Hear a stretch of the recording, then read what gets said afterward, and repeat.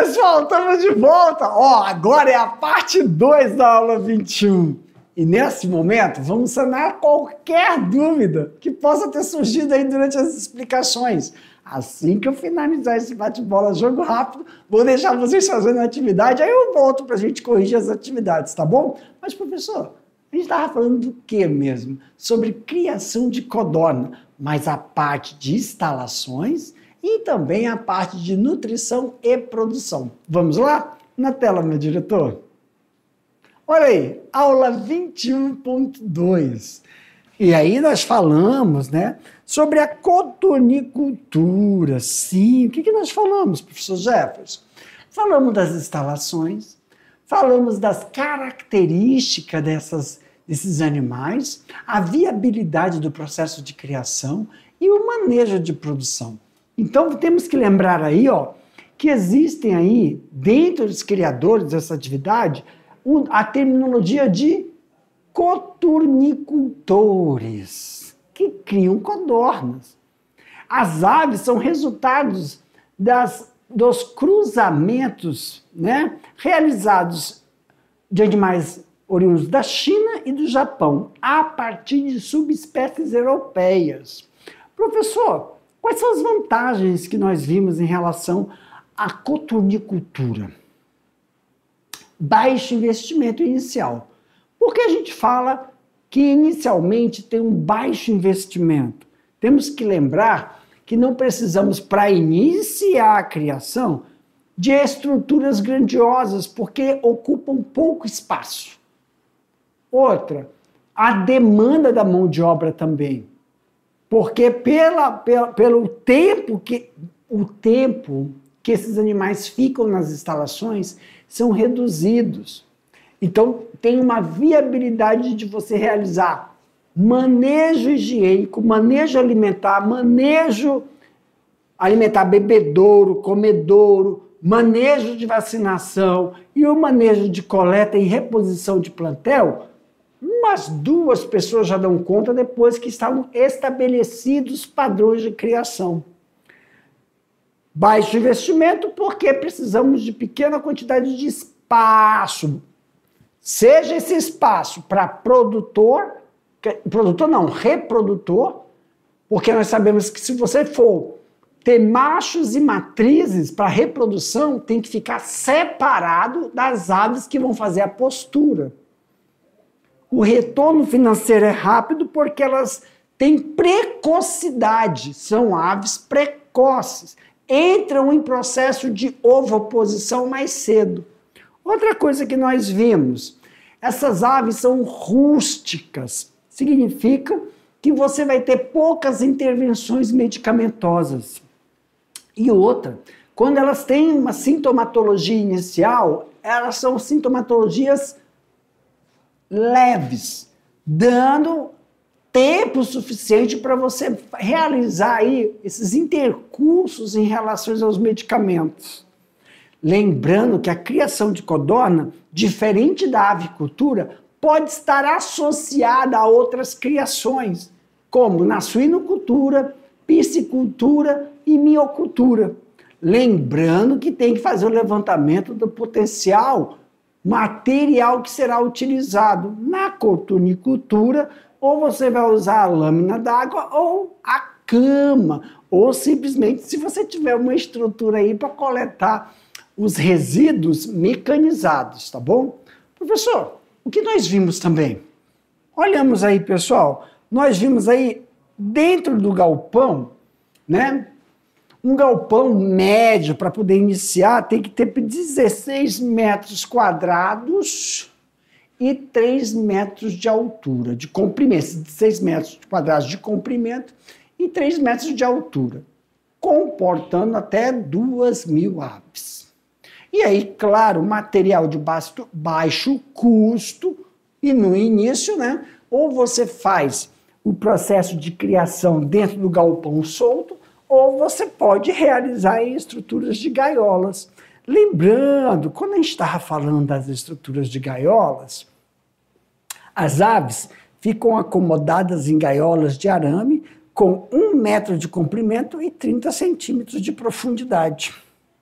comportando em média 18 animais, levando em consideração os padrões, que muitas vezes a gente coloca bem menos, levando em consideração que as codornas, né, elas realizam a ovoposição no chão. Se você realizar o sistema de criação de ovoposição, criadas em galpões, mas você pode realizar isso dentro de instalações de gaiolas que vão uniformizar esse processo. Cada gaiola a gente consegue diagnosticar a qualidade da ovoposição, que está direcionada para o sistema nutricional. Lembrando que na hora de você fazer a transição, o processo de transferência desses animais, temos que tomar cuidado aí em relação às precauções, tanto de machos e fêmeas. Exemplo, falamos aí que as aves que possuem como principal tarefa a produção de ovos não devem ficar no mesmo espaço que as aves destinadas à reprodução. Então, para quem tem um galpão de postura, os animais de reprodução podem ficar na parte da extremidade, separados. Já em forma de galpão, tem que ter espaços diferenciados.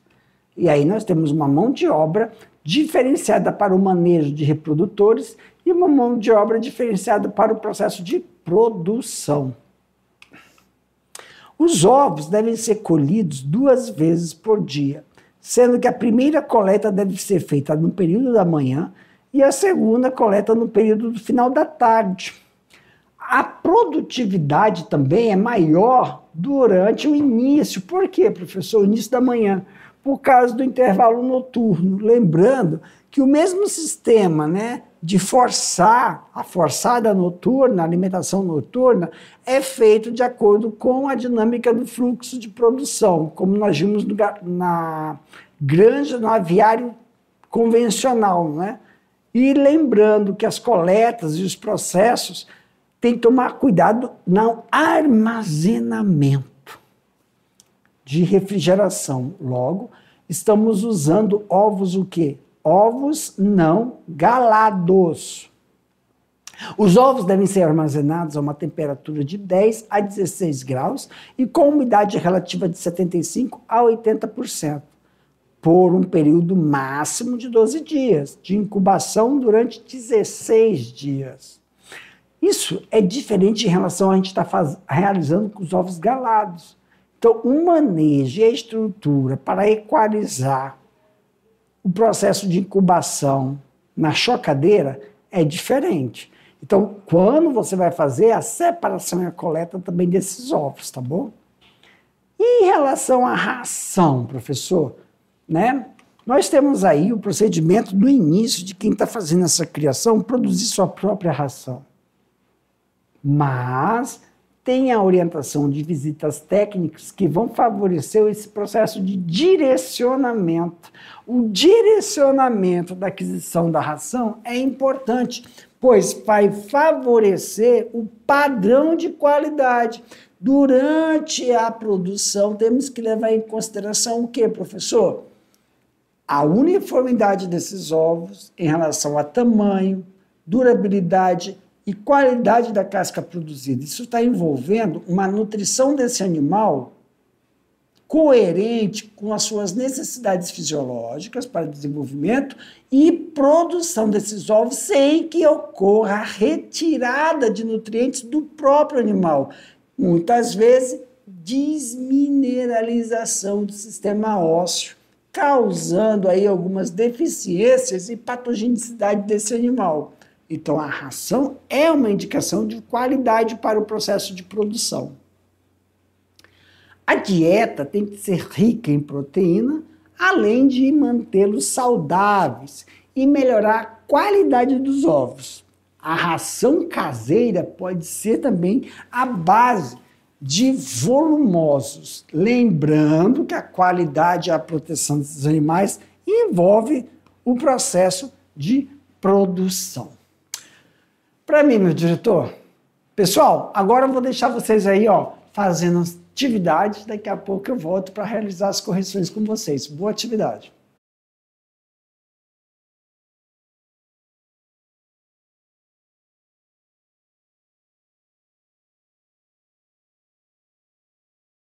E aí, meus queridos? Esse é o momento que nós vamos fazer o quê? Sanar qualquer dúvida que possa ter surgido durante a realização das atividades. Como é que nós vamos proceder, professor? Vou colocar aí a pergunta, vou ler a pergunta, questões abertas. A gente vai comentar a resposta. Professor, precisa estar igualzinho que vai aparecer na tela? Não. O que a gente sempre está falando? Vocês podem responder com as suas próprias palavras, mas uma coisa que tem que aparecer são os termos técnicos. Muitas vezes, os estudantes descrevem o termo técnico e não usam a palavra, o conceito. Professor, percebi que na hora que o senhor colocou aí a resposta, mostrou a resposta para nós, eu não coloquei o termo técnico, mas eu descrevi. Então, você vai sublinhar o que você descreveu, colocar entre parênteses o termo técnico, dessa forma vai criando essa familiarização que vai ser muito importante na hora das avaliações. Questões fechadas. Nós vamos colocar aí a pergunta e as alternativas. E vamos mostrar entre as alternativas o gabarito, qual é a alternativa correta. E vamos justificar por que as outras não contemplam a pergunta, tá bom? Na tela, meu diretor. Questão de número 1. Quais são as principais vantagens para o coturnicultor em sua criação em relação a um avicultor criador de galinhas? Qual é a diferença, né? Qual é a vantagem de você criar codorna e não criar galinha? Vamos lá? Precocidade da ave. Quer dizer que as codornas são precoces em iniciar o processo de produção, seja de carne ou ovo. Crescimento rápido, maturação sexual em torno do 35º a 45º dia, elas já estão aptas à atividade sexual para reprodutores e produção. Pequeno espaço, quer dizer, não há necessidade de grandes estruturas para iniciar a criação. Baixo investimento. Logo, todas essas características vão se confluir em quê, professor? Retorno financeiro em curto espaço de tempo. Essas são as vantagens, tá bom? Ok. Questão de número 2. As codornas são aves altamente produtivas e de grande rusticidade, e que, pelo seu pequeno porte, acabam ocupando menor espaço no sistema de criação. Devido a seu manejo, pode-se fazer a integração com outras criações. Qual a alternativa, então? É a alternativa B. Nós podemos fazer com criação de peixe, porco e minhoca. Então, ou com piscicultura, suinocultura ou com a minhocultura.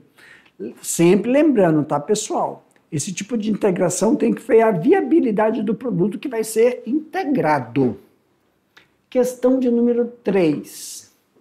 Quanto ao manejo de codornas, quais recomendações devem ser seguidas quanto ao destino das aves de postura e as de reprodução? O que fazer com os ovos a cada postura no próprio recinto? Então vamos lá, são duas perguntinhas aí. As aves destinadas à postura de ovos não devem estar no mesmo recinto das aves destinadas à reprodução. Os ovos devem ser colhidos 2 vezes por dia, sendo uma pela manhã, no início, e outra no final da tarde. Pessoal, só vou acrescentar uma coisa. Tem uma diferença. Quando a gente fala que postura é um negócio, reprodução é outra, os animais utilizados para reprodução, se for em galpão, é espaço diferente. Animais destinados à reprodução, se for postura, podem ficar na extremidade de cada corredor de postura. Claro que eles têm que ficar separados dos animais de produção, tá bom? Levando em consideração aí o manejo, né, que deve ser realizado por esses animais, para esses animais. Ok. Questão de número 4. A dieta alimentar destas aves, é muito importante e deve ter maior atenção para o que se propõe desse sistema de criação. Mas, tanto para a corte ou para a produção de ovos, a dieta tem que ser rica em proteína, que além de mantê-los saudáveis, melhora a qualidade do ovo. Quais foram as sugestões quanto à produção de ração disponibilizada durante a aula e na explicação da matéria jornalística sobre a postura de ovos de codorna? Pessoal, antes da gente ver a resposta, só para lembrar, essas indicações é para quem está iniciando a criação, tá? Querendo aí.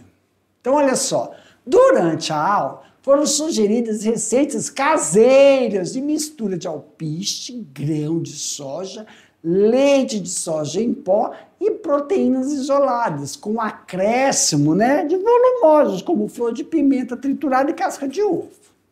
Outra sugestão é que a ração pode ser à base de jiló e ovo, como a gente fala para a criação de corte. Na sugestão da cotonicultura do vídeo, a ração preparada com farelo de soja, milho, oleaginosos e minerais. Então você pode adquirir a base da mistura em casas agropecuárias, Por exemplo, soja e milho, depois triturar. E também comprar alguns oleaginosos que vão favorecer a oferta de minerais. E você faz a mistura no seu galpão. Tem a opção de realizar isso, tá? Ok, professor. Vamos agora para a questão decolando para o futuro, que é a nossa questão de número 5. A atividade de avicultura voltada para a produção de ovos para o consumo humano, nesse tipo de criação, as aves ficam em aviários, ambientes protegidos para atender à necessidade das poedeiras. Estas são selecionadas por sua capacidade de produzir ovos de qualidade, em quantidade e regularidades exigidos. São utilizadas rações especializadas com alto teor de proteína para a postura. Quanto ao manejo dos ovos, após serem retirados do recinto de postura, quais são as recomendações? O ovo deve ser mantido em refrigeração. O armazenamento deve estar em uma temperatura em torno de 10 a 16 graus e a umidade relativa em torno de 75 a 80%. Lembrando que isso aí, pessoal, é a recomendação para ovos não galados. Em outra oportunidade, quando a gente estiver falando sobre reprodução, os ovos de reposição, que são ovos galados, têm outra estrutura de recomendação para o seu armazenamento. Tá bom? Para mim, meu diretor, meus queridos, finalizamos aqui mais uma correção. Daqui a pouco eu volto com outro assunto para vocês. Tchau, um abraço.